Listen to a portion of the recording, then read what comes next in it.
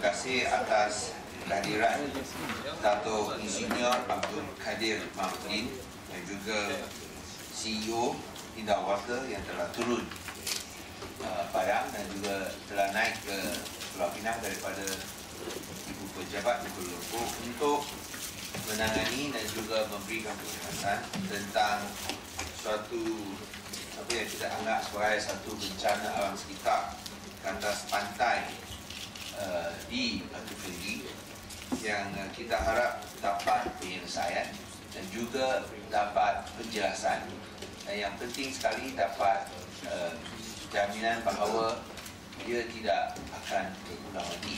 Tapi tentulah ini adalah daripada laporan yang kita terima. Saya serah kepada pihak aktor UK untuk memberikan penjelasan. Terima kasih. Kerajaan Negeri Pulau Pinang yang berhormat Datuk Pengacara Kewangan Negeri dan sekalian yang hadir. Pertama kali saya ucapkan terima kasih kerana menjemput Rakyat UK untuk memberi penjelasan berkenaan dengan keadaan yang berlaku di Batu Feringghi khasnya, di mana banyak laporan yang menuju ke arah Rakyat UK dan kita diberi peluang pada hari ini untuk menjelaskan keadaan yang berlaku dan apakah tindakan selanjutnya yang kita akan ambil. Saya ada slide untuk kita buat perbincangan yang berhormat. So, tujuan pada ini basically just to brief the ESCO on other case operation of the sewage system in Batu Feringghi catchment. So I will just zoom in catchment and also to update those present today, State ESCO, on the reported pollution issues that's been in news. Today is the 4th day, and to share with the State ESCO the future plan for Batu Feringghi sewage catchment. And last but not least, why we are here today is to work closely because we are also concerned on the tourism area in Penang that's been regarded as one of the various favorite spot. And to work closely with state government and the various authorities to resolve the current pressing issues in Batu Feringghi, and that's the intention of today, to work together. And we will always cooperate with all parties concerned. That's why the background of this Batu Feringghi. This plan was originally internal process. For those who know about process, it's an activated process taken over in block from the Majlis Pembadaran Pulau Pinang in March 1996, and was constructed in 1980s within the Batu Feringghi catchment area. And subsequently, the plan was upgraded to 30,000 PE as of today. And currently, the plant is still able to handle the existing incoming flow. Of course, any plant they have the buffer zone. And I'd like to mention here also, this plant sits in a tourist area. As such, is to have this what we call variation of flows, and it is seasonal. Sometimes low, sometimes high. So when you have this holiday, the plant will be up, but nevertheless, the plant can cope with the capacity as of today. So Sungai Batu Feringghi actually lies on one side of the plant, which all of you know and have seen in the news, and alongside also access road leading to the PBA water treatment plant. Just to show that the discharge is downstream of the water intake or water discharge from the water supply, and as such the standard required is standard B for IWK discharge. So what is it means? I'm just showing this is our plant, and the river mouth is here, and the PBA plant is here. So just to show the locality on the Google map. And the surrounding areas is a mixed development, and we have hotels. I think I don't have to describe more about Batu Feringghi. Most of you are more familiar than I do. So let's look at the next slide. This plant served this whole... Dato', sorry. Can you put at the center because we can't see on the other side? Put on the middle, sorry. Maybe the pointer at the middle. Ah, yes. On the side. Maybe I stand better. This right. So I hope I'm not blocking some of the... No, you can sit down. It's okay. Okay. Actually, this plant, as I say, it sits here, and this is right at the end. I show you the catchment area and so on, and this is the river mouth. What people have seen is this stretch of the river, and the river also goes up, and this is the Sungai Batu Feringghi. And PBA plant is upstream, and thereby there's no mistake here. The discharge required by the DOE is standard B. But I will show you the result what we produce in this plant. We have put a special interest in this plant, not today, but years ago. Next. So this to show the catchment plan that this treatment plant serve. Maybe it's too small, Muhammad.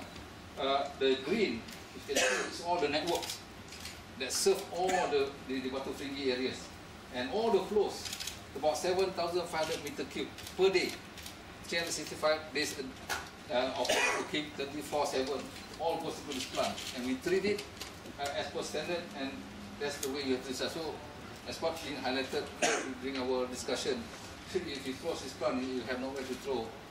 But if you need to treat, I'll talk about the treatment plant later. But this is all the catchment area, and the development I will show a bit more. Next. So this to show the sewage master plan for Batu Feringghi. This is the land use. What you see on the yellow is all the public STP, and the private STP is only one here. This is the army camp. I think it's serving 200, only one. The rest on the yellow part is the one that is being served by the plant, and the black spot here is the future development for Batu Feringghi, and the blue stuff is all the IST area, and the green is all port flush, substandard plant that they use non-standard, meaning that it's not IST. So these are the mixed development and that we have in Batu Feringghi as of now. So moving forward, that's what I will mention later on, what we're going to do about all this black spot as and when the planning comes in. Next. So this is the limelight, what has been reported by all the newspapers. Hope they all here today and get shot. I just, from here, Yamak, Muhammad and Wabi, I just highlighted, I abstract. The news abstract is untreated sewage discharge to the river. Slush not properly managed and discharged to the rivers and high life. So I will zoom into these three areas and explain a bit more what is it all about, so that the technical jargon can be explained a bit more further for understanding and of this who's present here. Next. So before I go on the discharge, let's look at the plant itself. I believe some of the reporters have been to the site today. We have a closer look at the plant. The plant, actually, we have the inlet side here. This part is raw sewage. It goes into the green and rich chamber, and then it's going to be aerated. After aeration, it goes into this secondary clarifier. Then it goes into the chlorination tank, disinfected. So it will just be discharged into this final effluent as a clear water. That the sampling will be done by DOE at this point before being discharged. What you see on the right hand side here is the SBR plant that's been upgraded. So one of the functions as of now, during that period of time that we were caught doing that, the flow, whenever there is increase of flow, automatically we will transfer the excess flow into this SBR plant.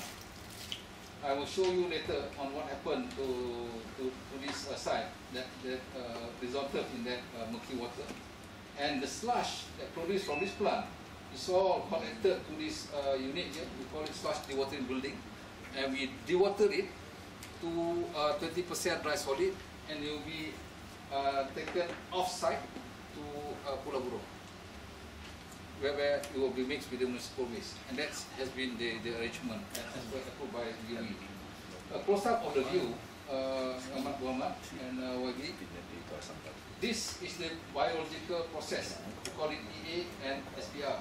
The one I say external being aerated, this is the aeration part. It's just a fan, so you just aerate. And this is the SBR. SBR, you have this decanter, and this one is aeration via mechanical means, surface area. This is by diffuser. And thereon, what does SBR stand for? Say again? What does SBR stand for? Sequential batch reactor. It's similar to Jurutung, whereby you have 4 in 1, meaning that if you see the previous design, you have this activated slush and you have this clarifier, but these two is now in here. But you will be programmed at various phases. When you come in, then you settle down, then you aerate, then you decant after it's being treated. So the plant is fully manned. So we have scheduled maintenance. When I say fully manned, we have people down there to look at the schedule of what we do in daily and regularly we carry out. And the equipments are in proper operating order. And we always do checking on what needs to be done. And we treat the sludge and also dispose to the approved disposal site, as I said, for Penang. Penang, it's Pulau Burung, no other place. And last but not least, this plant has this disinfection facilities. That's what I showed in the chamber just now. It's just a matter of putting sodium hypochlorite and you inject the solution into this stream to reduce the level of E. coli. Next. This is to show the effluent that comes out from the clarifier, and this is the quality. Normally it will be like this, that it will goes out, and this goes into this pipe, into this stream that I showed in the previous diagram. Sorry to interrupt again. Just to put into context, how do you do your clarification? Salt and then flocation and then filter. I mean, when you say clarify, what's your clarify? How do you clarify? There's, I think the report that shows filtration. We don't have filtration. We are not like water. Water treatment plant, you have filtration. Sewage, no. Basically, you are controlling the bacteria inside, and when you inject this aeration part, that is the biological process to treat the sewage. And once you have treated the sewage at that activated sludge just now, the top water goes into the clarifier, and the sludge will settle down. The clear water, treated clear water, will go up into this channel. Thereby, it goes into this chlorination chamber through various buffer to diffuse the concentration of this chlorine. In other words, you clarify by decanting. Decanting is SBR. Okay. So this is a different process. Clarify? As I say, in the SN process, you inject air. There's a design. How many hours that you have to put in this the air inside? We call it dissolved oxygen. That is activated sludge. If you go to SBR, it will act, the process is according to timing. The first flow will come in, then after a few hours, it will just aerate, then after aeration, then use decanter to decant. That part I understand, but because just now you had your aeration tank, yes. Then below aeration tank, you had your clarification Yes. tank. So, what happens in that clarification tank? How do you clarify? That's what I'm saying. Okay, I repeat, we have two processes, one aeration, one SBR. This tank, once it's been aerated, the top water, treated water goes into this clarifier for the solid to settle down. Okay. Then the flow goes out into this chamber. For this, the process looks different because they don't have the aeration, they have diffuser. So same batch, but different timing of aeration and decant. So the decant part is the one that I explained in this activated sludge. It goes up into this. So that's how it works. So it's a saving of space. That's what happened in the Lutong treatment plant. The same process. That's why we call it sequential batch reactor, because all happens in one tank, and that's save of line size for the treatment plant. Okay. Next. So let's look at this incident of the murky effluent from the STP. It occurred during the cleaning of chlorination chamber. Normally we do this whenever, according to our procedure, we will clean the chamber. The chambers, the chlorination chamber will have all this sludge together. We have to return back to the inner works, and then we'll go for one cycle. So the effluent with settled sludge was pumped into SBR tank because of this additional flow. And during this regular maintenance of chlorination tank, the flow for that area will be converted into, diverted into the inner works and the SBR tank. But during that period, the flow is very high. So when it goes into this decant, the valve was loose. That's when this thing happened. And our operators noticed this. They closed the valve, and this happened for 20 minutes, according to our record. So during this period of the 20 minutes, if we calculate the damage for the 20 minutes, is about 37 meter cube of flow that goes into the river, and that is equivalent to 0.5% of the 7,500 meter cube of water sewage that goes into the plant. And this is that period of time, if you look at the value. And the valve that was loose at this SBR is this valve. And this is where the staff noticed it, and they closed it, this was stopped. The pipe was broken because of the tide, and we have, I think if I'm not mistaken, based on it, we have replaced 3 times. Because of the high tide, it would just bang into, because it's buoyancy. If you look at this pipe, what goes out here, normally, this is after we do some modification to the overflow. The actual pipe that goes out to the stream was 600 mm. This is only 300. Normal flow, this will be full bore. The huge amount of flow, 7,500 meter cube of water, this will be full. This is not even full. It's not even full. When you really discharge treated effluent, this will be full. Because from 600 you go to 300, you know the velocity. Because from big to small, it will just rush out and gush into the river. But this is not even full, because it's during the maintenance part. We stop the flow to do this maintenance, and it's not normal at all. So what I show here is also other typical discharges into Sungai Batu Feringghi, and just a snapshot of what's happening in some local spots. And this is where we are. That we discharge, and this part goes into under the bridge, just to give a force flow so that you have the right dilution factor straight into the bridge. Next. Let's look at the black solid. This also puzzled us, because when we investigated, the level of oil and grease, I would say negligible. It's about 1, the value of 1. So there's the evidence of oil and grease. When we do our own investigation, I consider none. So there's no sticky part. And the sand, we don't find any oil. So that's one done. In terms of sludge, this characteristic is very hard. It's not sticky. The sticky part is the oil and grease. But if you look at sludge, if you dewater to 20%, it becomes sticky also. But this is not the common sludge, what they call characteristic. And it's cohesionless, meaning that it's just like sand. You put it up, it's dry. And it's solid black, meaning that it's not color. We took it up, we tried to see what is wrong, but it's totally black. And it settled very fast, meaning that the density or the weight, in terms of layman, the weight is very heavy compared to sludge. Sludge will float, but this thing will just settle down. And no smell of sludge always, because we took it up, and we test it, and we see that it's not a characteristic of sludge in the wastewater. And the grain size is very small, and we don't use chemical in our plant.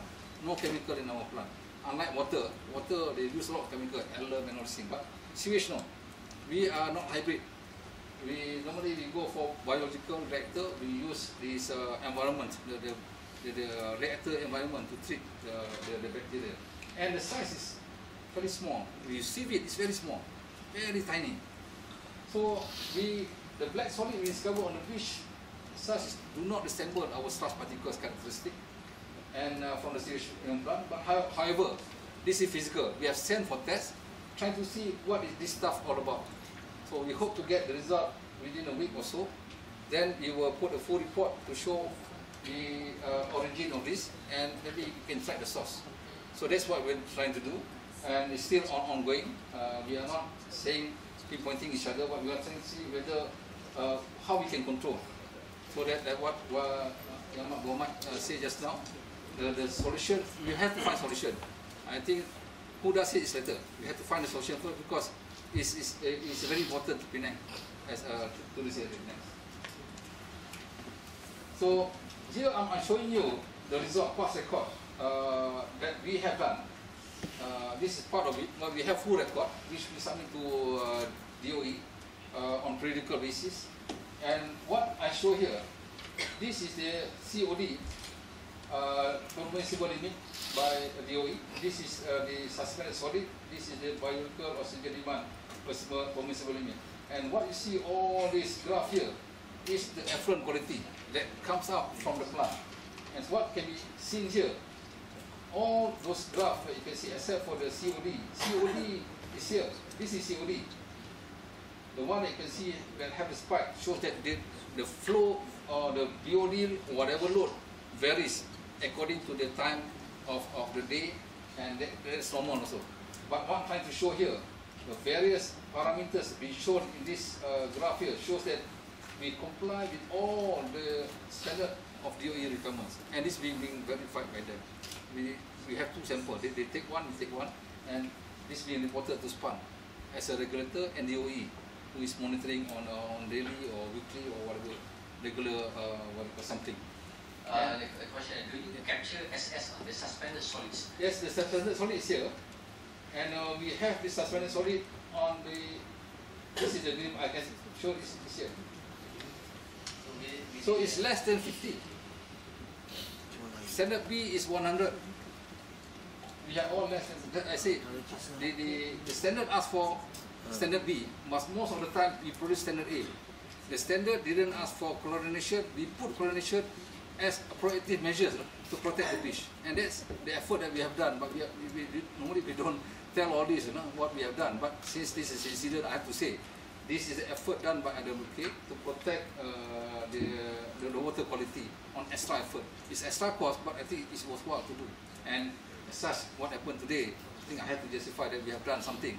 And maybe we're trying to see what else we can do to prevent such incidents, so that we can see that there's no non-compliance of our discharge. And this is the evidence that we have that we submitted to DOE on critical basis. So let's talk about the E. coli, which scares a lot of people. Actually, E. coli is just a bacterium found in the feces of the human and animal. In fact, all of us have E. coli right now. If you read some articles, we all have E. coli now. But it's just a matter of friendly or harmful. So most strains of E. coli are completely harmless, and humans are constantly exposed to the bacteria. So for the raw sewage, now assuming the raw sewage, the typical E. coli when it comes in is 10 to the power of 12. So after the activated sludge process, it will reduce to 10 to the power of 3. So you put some chlorination, so it will just go into that level of 10 to the power of 3, and that's controllable. Once it goes into the stream, it just you have the self-cleansing and you will just disperse.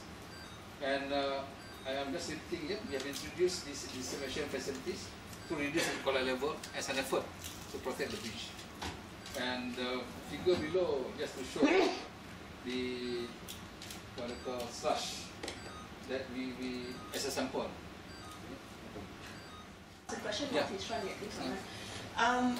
The data you showed earlier with the final effluent, that's only that's fine, but then to use it as justification for whether or not the coloured water came out from IWK.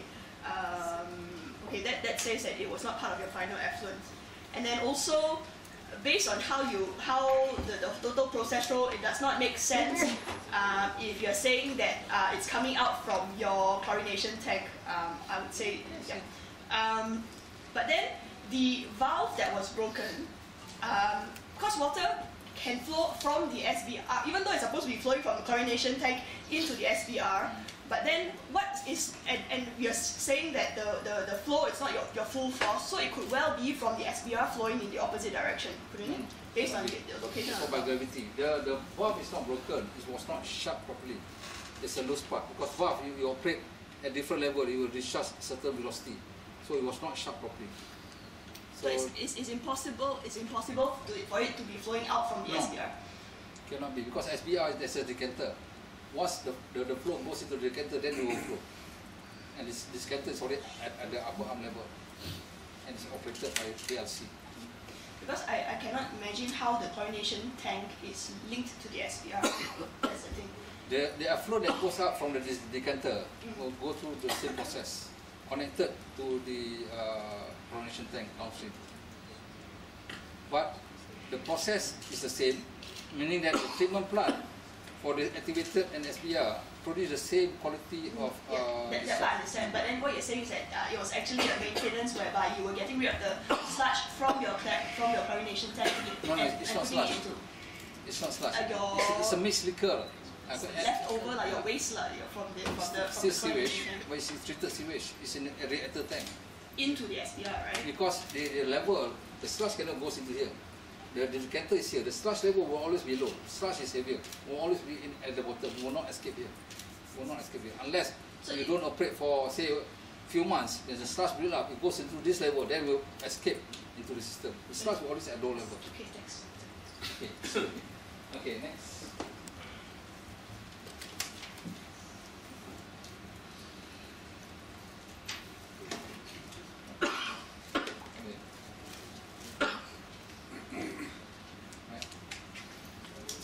Anyway, the next slide is just to show what is the immediate action by IWK on the fixing thing.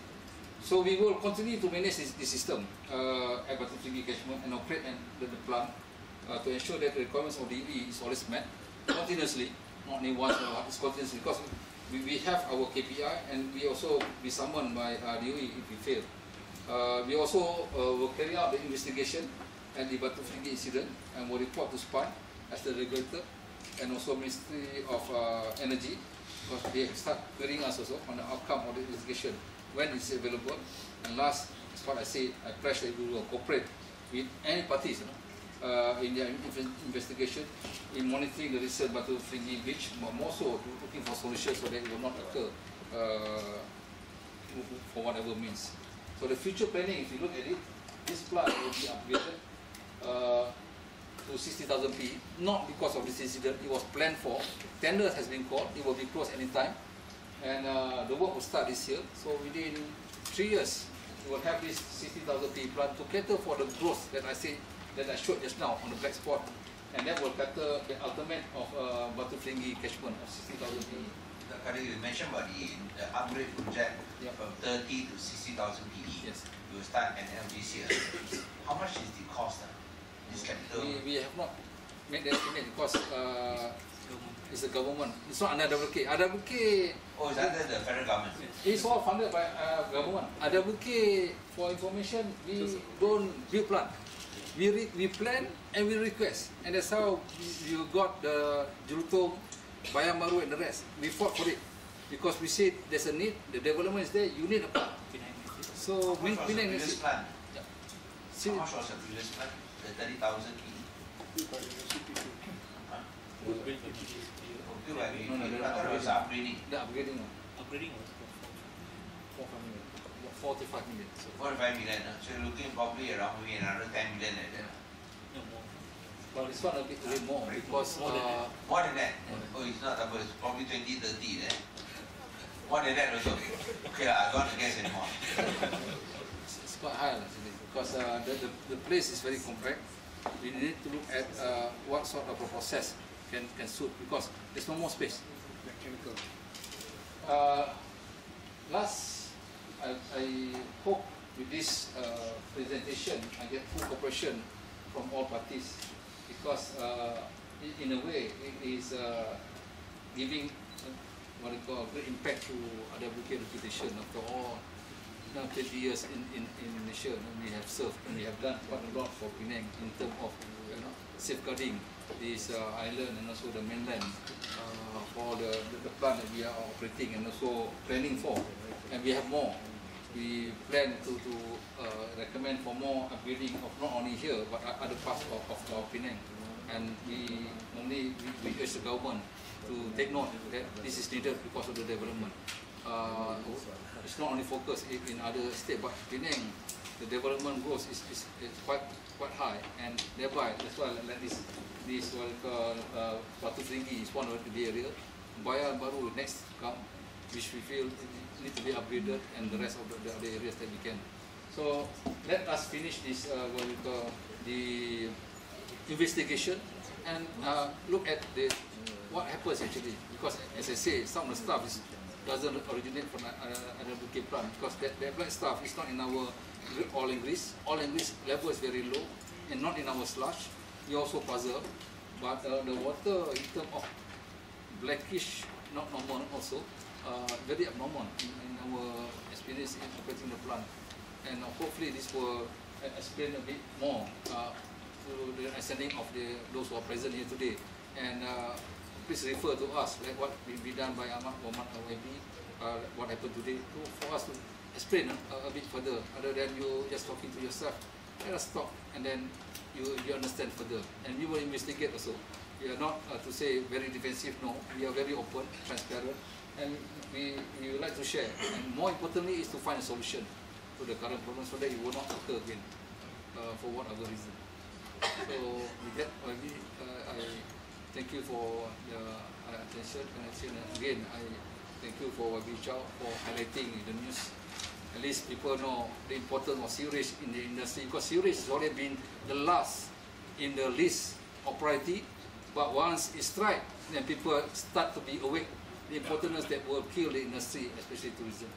So I hope with this will also create awareness to all nations, the importance of WK, because we need support from all, and we cannot do without you. So we have a lot of things that we have done, and basically what I show in my last slide here, thank you, is to show the current situation as of today at the beach, and it's not all the time black, and it's all clear. So you know, but that never will not stop us from investigating further. But we will reveal the result once it's been made available. So with that, I thank you, and should have any questions, please. We have 7 on time for this plant. How many staff was working on that day itself? Actually, all the time, 7 is all there.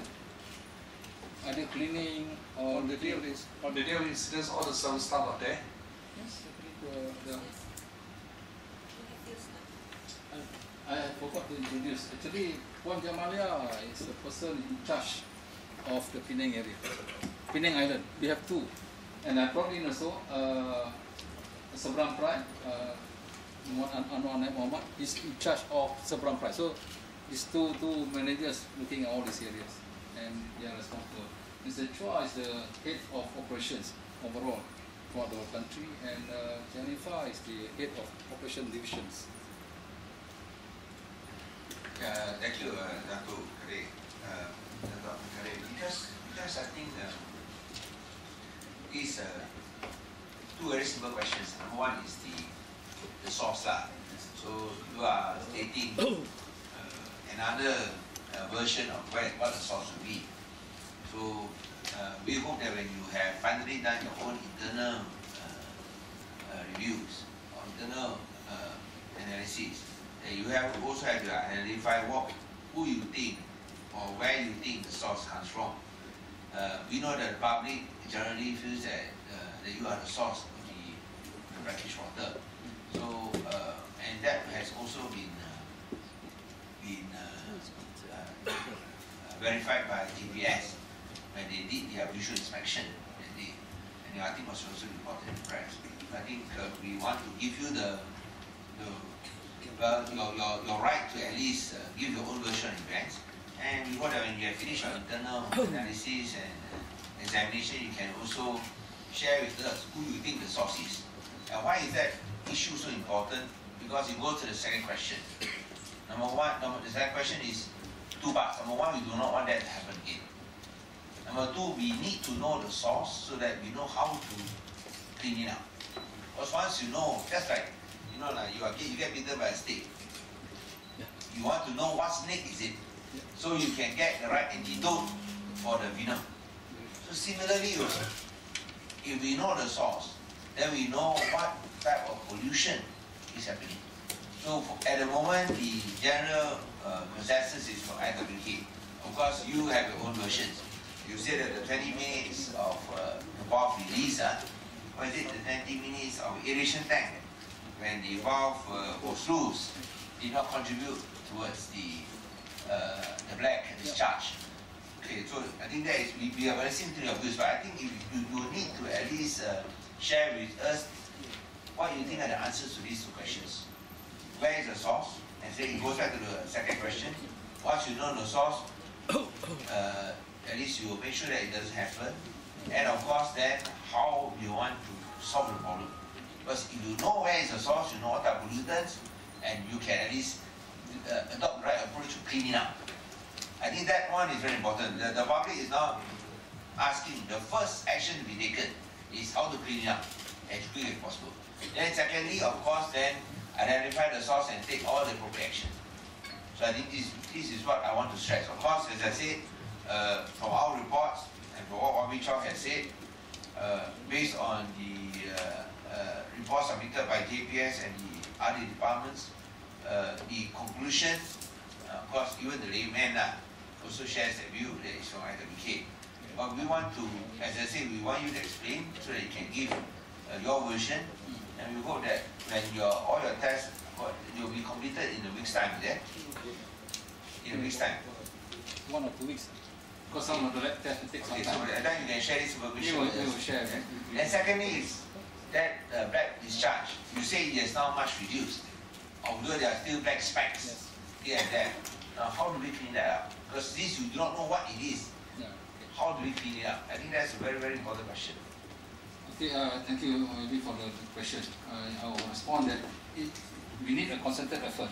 It's not only on IWK. While we speak, I think JPS also has their meeting today to look at how to clean up the rivers. And on our side, we are also looking at our end. And once the results within 2 weeks or so, or 1 or 2 weeks, once it's made available, we will share to see the source. I agree with you. We first have to look at what is the problem while looking for the immediate step to clean up. Then once we identify the source, then we can mitigate further. On IWK side, we are also looking at technology. So some technology may be available almost immediately. That can also solve a lot of things. So we are always explore. That's why we talk about the tender just now. There are a lot of processes available, but I cannot say now. But I can only say that the technology is available, and maybe it can be sooner than later. Then we can introduce to protect this, especially STP that close to the beach. So my concluding remark based on the question, we will definitely come back and share with you what is all about, what is our findings, and I pledge that all what we call parties concerned here to give concerted effort to help clean this river for the sake of the tourism in Batu Feringghi that should not die out.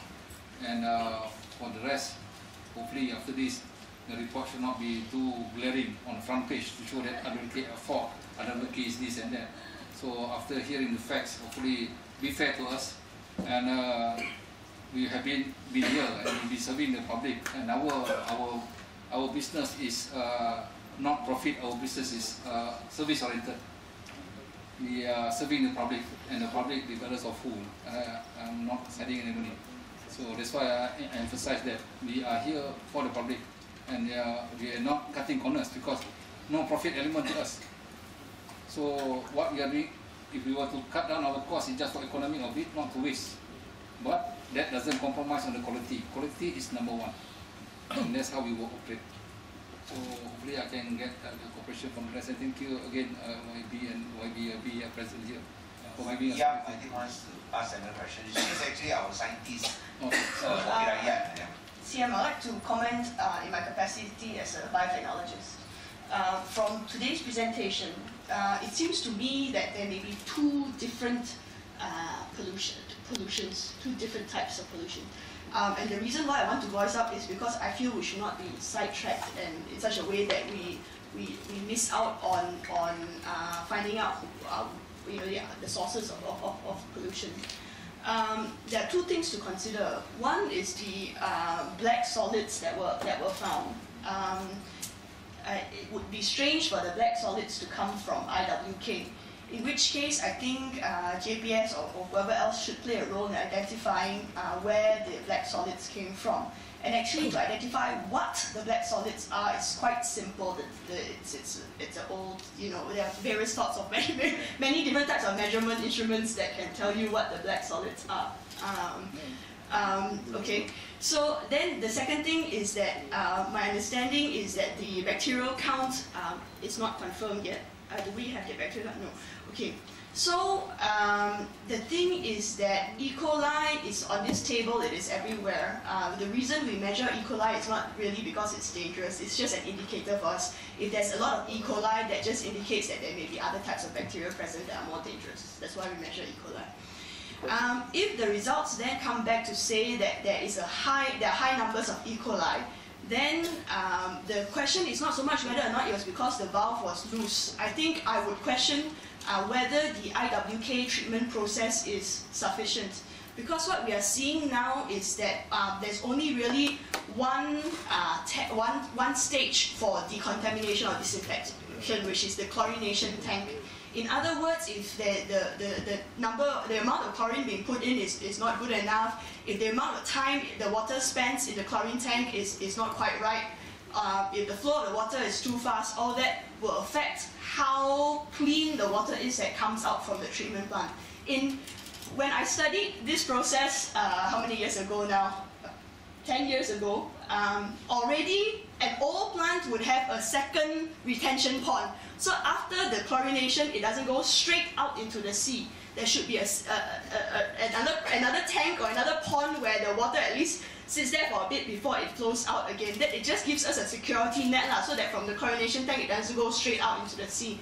So if, let's say, the reason I bring this up is that if, let's say, it comes back that the bacterial count is high, then we cannot say that, oh, it's because the valve, maybe there was a leakage from the valve. I think IWK needs to look at, we need to press to see whether or not the treatment plant of IWK can be improved, not just capacity of water it can treat, but also having a secondary tank after the chlorination, or the overall treatment, whether there are other treatment processes that we can add on. So the conclusion is there are actually two types of contamination. If, let's say, we have more bacteria, we confirm that the amount of bacteria is higher than permissible, then we need to look at improving the IWK treatment process. Thank you. Siam, I have a question. I thought you said you had a few people who are there manning this operation plant. Now, how come none of them realized about this valve which was not working until this thing was highlighted in the papers? How is that none of you realized that this valve was not working until this thing was highlighted in the papers? So my question is, I'm so sorry, I couldn't really understand all the technical issues which was raised there. But my simple question as a layman is that, don't you think you should have someone there who is monitoring the plant to make sure that the entire mechanism, especially the pipes which were coming out to the sea, were basically dislodging water which was safe?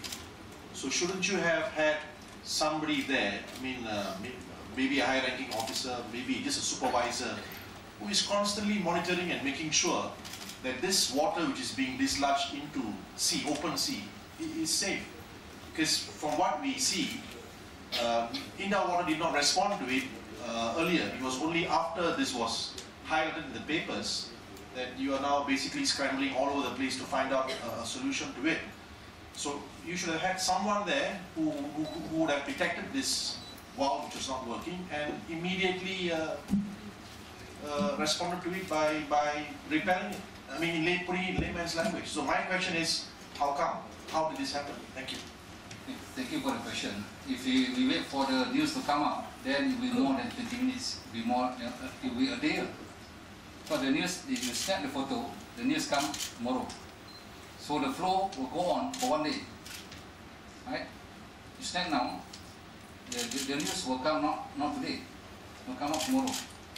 So that means the staff there realized that the flow is not in order. So within 20 minutes, they switch off. 20 minutes, not 1 day, to answer to that question. For the people who are there, maybe I can ask my unit manager who answer the role and responsibility of the 7 people in there and what they do on a daily basis. Maybe you want to explain a bit more there.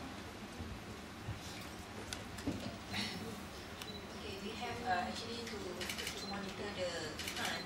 Now we have one engineer and one supervisor. The rest are the field staff. Okay, the engineer will be there on and off. One engineer, one engineer, one supervisor. Engineer will be there on and off. He has to cover other plants as well. So this supervisor daily will check the river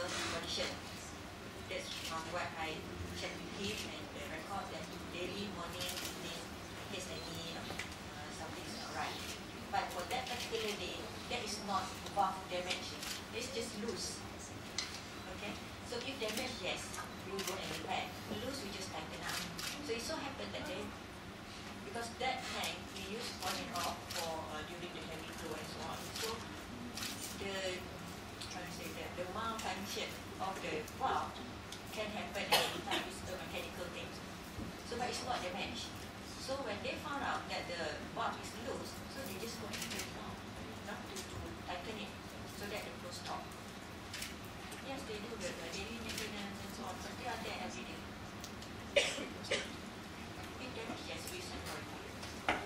Maybe you can answer the other one, YB Yap's question. Perhaps.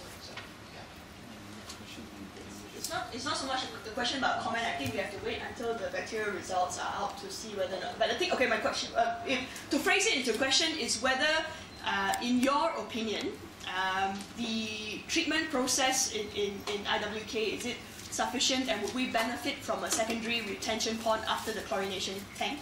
And to add on to that, I noticed that the boundaries of this treatment plant is actually only in the Batu Feringghi area. I think if questions are being raised as to the effectiveness of the IWK treatment plant here, then we also need to look at Jelotong and your other treatment plants to see what the processes are and whether or not you're actually safeguarding the environment. That being said, I take note of the results of the final effluent that you have shown. See, that's the thing. Okay, even if your final effluent matches the permissible level, but to me your process is quite old and it can be improved. So from IWK's point of view, do you think it's enough? And would you recommend this chlorinate straight from chlorination tank into ocean? Actually, a good question. Thank you for posing that one. Give me the opportunity to answer better. Obviously, you have seen the result. As such, the result shows that the existing process is sufficient. But nevertheless, what's happening in IWK? People refuse to pay, but they want first-class facility. So it's a matter of cost. So if you're willing to pay, then the process can be better. But we have a technology that we will search for it. In terms of that secondary, it's just a suggestion. You look into this. As I say, in terms of the process itself of disinfection, if you look at water process, yes, you have a retention tank. Once you dose that chlorine, you need that 5 minutes, 10 minutes before you dispose to the user. For in our design, it's a baffle time. So when you inject the solution, it goes into the baffle to diffuse. You don't have this baffle, what they call it, or the channel that goes zigzagging. That is to diffuse the concentration of chlorine that you put. When you also increase the contact point to the sewage. So that's but not in your diagram. To me, we are at risk. That's the thing. To me, we are at risk because from chlorination tank, even if you have your zigzag, it's still after that straight into the environment. So if there's a retention pond for where water is kept for even months, then the countries agree for months, then you can sample from that tank, and then at least we have a buffer between when making sure that water is okay before it actually gets released into the environment. Especially because for this plant, we actually in Batu Feringghi, it gets released into the environment where people are actually in contact with the water. So by right, actually you should be pumping not straight at the beach, but it should be channeled straight out into the ocean, which is the other normal international standard practice. I think that's what the JP is trying to do. Good suggestion. We take note of that because this plant will be upgraded. As I say, there are technology available. So once that technology be made available, as soon as we will see how we apply to this next upgrading program. What has been done actually so far to clean up the effluent discharge, whatever it is? Has actually IWK done anything? On the effluent side, as I apart from your own source, but as far as the existing one, has there been any action taken? Action taken on our side that we must show that our effluent comply with the standard of that suspended solid. That's definite. So all the parameters be monitored by the. So at the moment, IWK is not doing anything for the existing solids on the beach. And so on the river, nothing is done. We're just hoping for the natural process to clean it up. Yeah. So you're just leaving it to the natural process. But I understand DPS doing something. Maybe just suggestion. They can DPS ada apa? They can Yeah.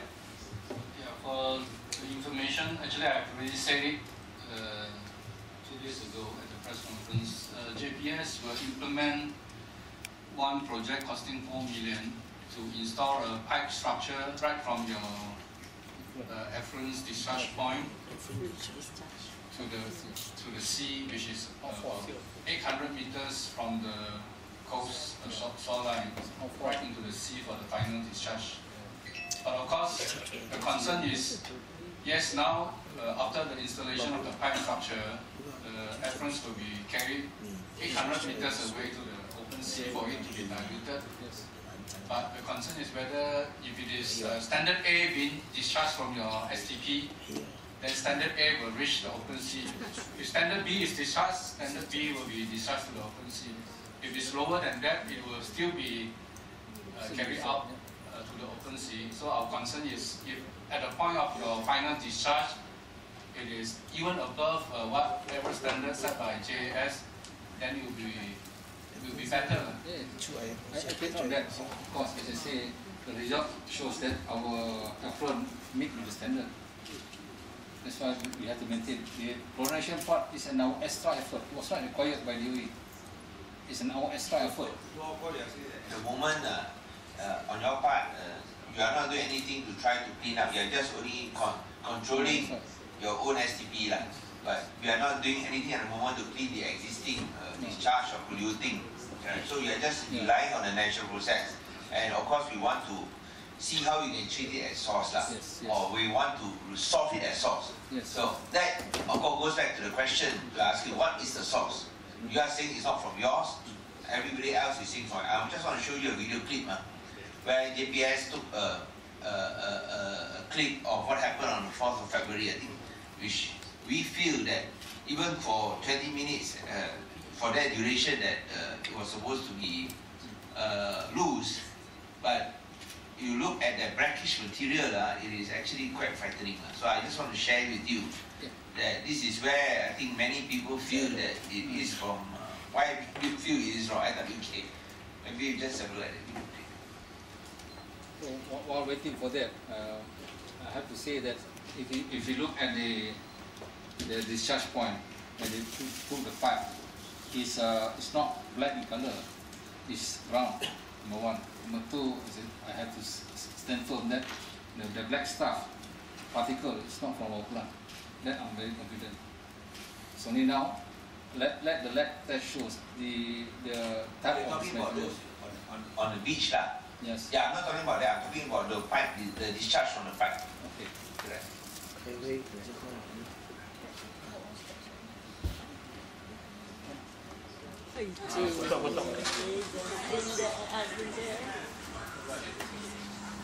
Wah, terus.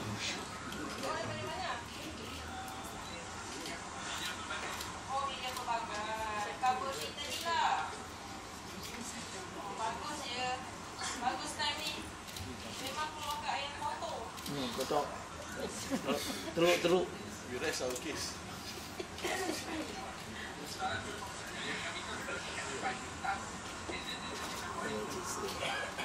Actually, even though it's only for a short time, you can see the whole river became black. Yeah.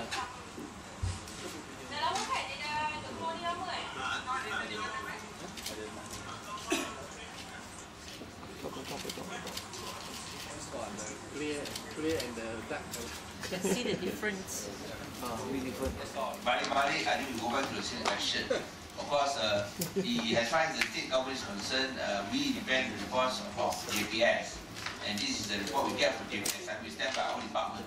Because we will, of course, be willing to listen to the counter arguments that are made by IWK. But as I said, we are leaving to the natural process to clean up the brackish material.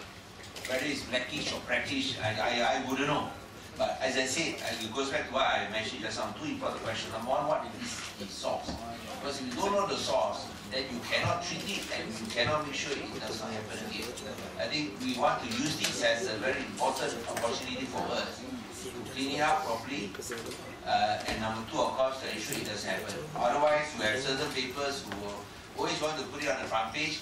They may not be directed against you, but they are directed against us. Wanting to use this to hit us, I think that's what certain newspapers are doing it, going overboard in the process. But we try to look at silver linings, and the silver lining, as I mentioned ourselves, is that if we can actually find a final solution, I think at least we make sure that for future generations they do not have to face this type of nightmares. And of course, secondly, it will also help you to get the necessary funding to improve your STP. I think that also will help everybody. But I think we need you to share the information and to be forthcoming. You can state open. You can state to us openly, because what we want is to seek the truth. Seek the truth from facts. Seek the truth from facts, so that we know who is actually responsible. So actually we can deal with it. And you can see that we are very transparent to this. So we thank you very much again for coming. And we hope that you can give us information later. One final question is that this is just something that we are wondering whether the state government has any powers over IWK, legal powers.